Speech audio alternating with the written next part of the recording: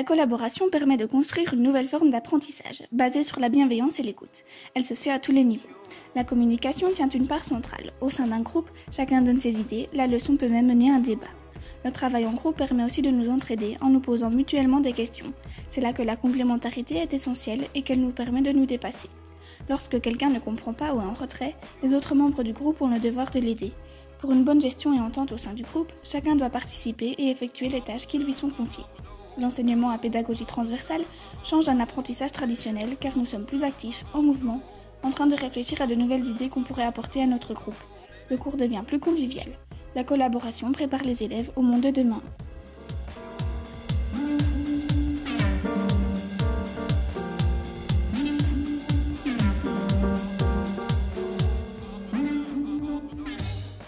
En ce qui concerne le bulletin, une concertation entre élèves et professeurs a permis d'observer que les notes induisent un classement au lieu d'insister sur l'acquisition réelle des apprentissages. C'est dans cet esprit qu'un bulletin sans point a vu le jour. Les objectifs recherchés sont d'éviter la compétition et la comparaison entre élèves, de suivre l'évolution, de visualiser les points forts et les difficultés de l'élève au sein même de chaque cours, d'ajouter aux commentaires du titulaire un commentaire individualisé par cours, d'avoir un bulletin du travail journalier avant les examens afin de mieux préparer sa période d'examen pour au final aider à responsabiliser les élèves.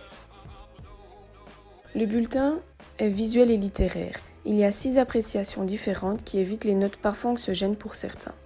On retrouve des lettres associées à des couleurs et ce pour l'ensemble des sous-compétences détaillées de chaque cours. En fin du bulletin, une feuille de compétences transversales regroupe des savoir-faire et savoir-être communs à toutes les matières enseignées mettant en avant des compétences autres que purement scolaires. Cette fiche est remplie en parallèle par l'élève et l'ensemble de l'équipe pédagogique et communiquée uniquement lors des bulletins formatifs. En effet, tout au long de l'année, l'auto-évaluation par l'élève est favorisée afin de développer la pleine conscience de sa maîtrise progressive des différentes compétences. En fin d'année, un diagramme circulaire comme celui que vous voyez à présent permet aux élèves, à leurs parents et aux enseignants d'avoir une vue globale de la situation.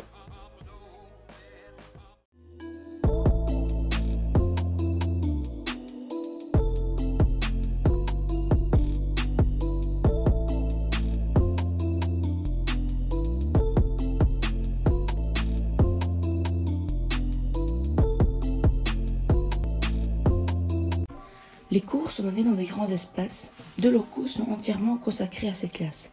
Un pour la classe de 6e et l'autre pour la classe de 5e.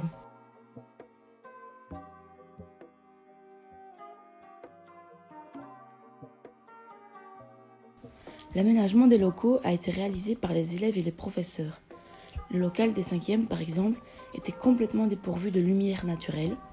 C'est pourquoi il y avait été décidé de le repeindre totalement en blanc et d'y ajouter une fresque colorée.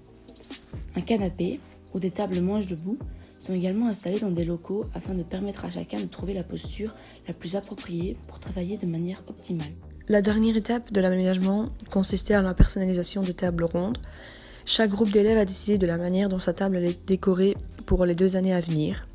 Certaines plus sobres, d'autres plus colorées, chacun peut ainsi y trouver son compte et se sentir mieux au sein du local. L'objectif est donc de créer pour l'élève de grands espaces de travail agréables, lumineux, chaleureux, propices aux apprentissages et même personnalisables.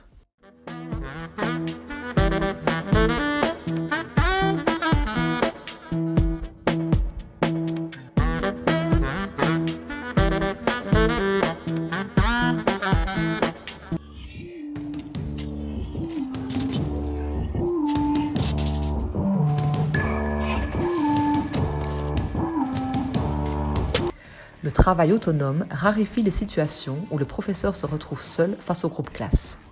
Le but est de lui permettre d'accompagner l'élève dans la réalisation de ses tâches, assurant ainsi un suivi plus individualisé. L'élève peut alors avancer à son rythme en sollicitant l'aide de son professeur en cas de besoin.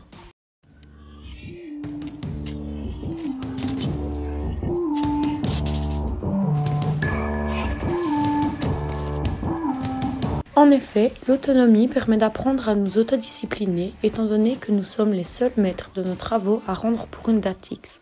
Pour cela, nous devons apprendre à travailler un peu tous les jours et non à tout reporter le plus tard possible.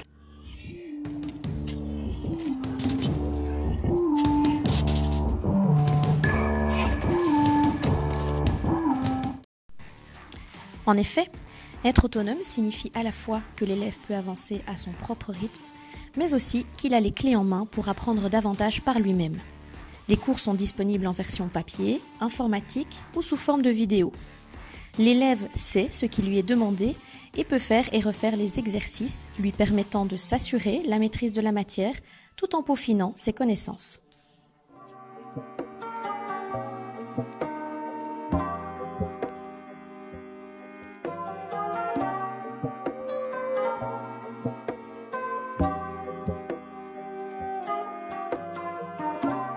Le constat n'est pas nouveau. Plusieurs compétences sont communes à différents cours. Le fait de travailler de manière transversale a permis de décloisonner les matières. Travaillant sur un même thème, les professeurs contextualisent les notions théoriques et amènent les élèves à créer des connexions entre les différentes matières. Pour exemple, en français, nous avons réalisé une recherche sur les partis politiques belges, travaillant ainsi la compétence synthèse. Parallèlement, en FGS, nous voyons les institutions de l'Union européenne. Le fait de travailler sur les partis politiques belges en français nous a permis de mieux comprendre les partis politiques européens en FGS. Nous avons d'ailleurs eu l'occasion de partir 2 jours à Bruxelles dans le cadre de cette collaboration pour visiter les institutions européennes et réaliser les différentes activités pédagogiques proposées par l'UE, dont un jeu de rôle qui nous a permis de nous mettre dans la peau de représentants politiques. Cette activité nous a donné l'occasion de comprendre le difficile exercice du débat démocratique et de la négociation. Nous avons pu également interroger un député européen, bel exemple de la transversalité appliquée en classe, puisqu'il fait à la fois partie d'un parti belge, mais aussi d'un parti européen.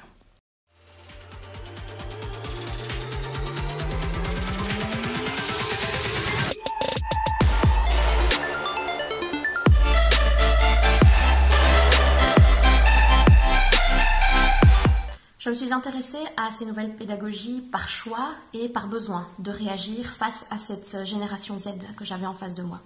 Mes craintes au début, c'est vrai, étaient de ne pas être assez partie prenante de l'apprentissage de mes élèves, mais c'est tout le contraire qui s'est passé. Et aujourd'hui, je n'ai jamais autant eu l'impression d'être actrice de leur évolution et je ne me suis jamais sentie aussi utile. Au début, nous étions 4, avec des pratiques et des expériences différentes, mais tous réunis autour de la même motivation à vouloir développer une nouvelle approche de l'école. 4 ans plus tard, notre équipe pédagogique s'est étoffée et nous terminons la mise en place de notre projet collaboratif, autant entre les élèves qu'entre les enseignants. La route est encore longue, c'est vrai, mais des petites victoires de plus en plus nombreuses me confortent dans l'idée que nous sommes sur la bonne voie. En entrant dans le projet, j'ai appris à être active en classe. J'ai appris qu'il n'y avait pas que les professeurs qui avaient des réponses à mes questions. En fait, j'ai appris à aimer apprendre. Je me suis vite rendu compte que le système classique n'était pas fait pour moi du fait de la passivité que j'avais en cours.